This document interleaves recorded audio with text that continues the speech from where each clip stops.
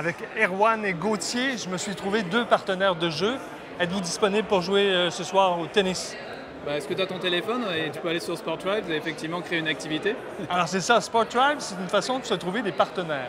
Tout à fait. On essaie de mettre en relation, dans le fond, des partenaires qui ont les mêmes intérêts pour le sport, le même niveau, puis la même volonté de pratique et qui pratiquent les mêmes sports. Et on les met en relation pour justement générer des activités ensemble. Donc un peu faciliter ces activités les uns avec les autres. Parfois aussi, c'est de trouver le lieu où faire l'activité. Est-ce que votre application permet ça aussi?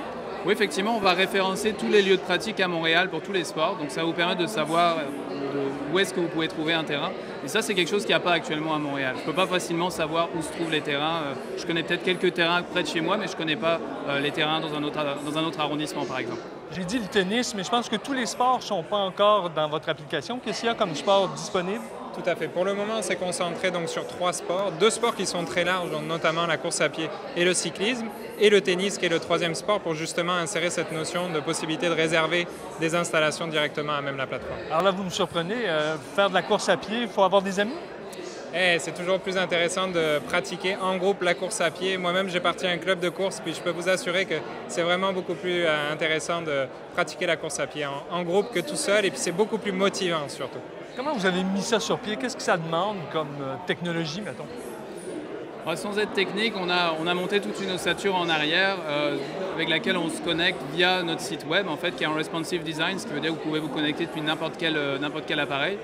Et puis on a une application mobile aussi qu'on va développer très prochainement qui va permettre de manière native sur le téléphone d'y aller. Ça répond?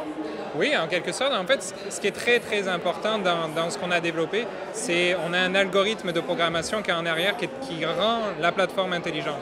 Donc, c'est l'algorithme qui fait que les différents profils sont matchés et qu'ensuite les activités et les occasions sont créées automatiquement. Donc, on ne va pas se retrouver à jouer avec quelqu'un qui n'est pas de son niveau, par exemple? Non, moi j'aimerais bien jouer contre Roger, mais je pense que j'aurais un petit peu de difficulté puis ce serait un petit peu plate pour lui. Ouais. Et c'est quoi les perspectives? Les perspectives, c'est que là, on était dans une bêta fermée, une alpha dans le fond. Là, on va être disponible pour tout le monde, donc vous pouvez déjà venir vous inscrire et puis trouver d'autres partenaires.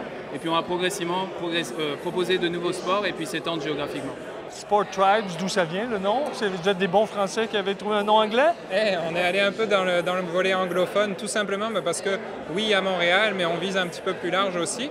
Mais on voulait quand même mettre un petit peu de l'avant la notion de tribu, du sport. Et donc, on va créer plein de tribus différentes, donc de différents niveaux, de différents sports, etc. Donc, c'est un peu cette notion qu'on voulait faire paraître dans le nom de l'application. Oui. Merci beaucoup, bonne chance. Merci.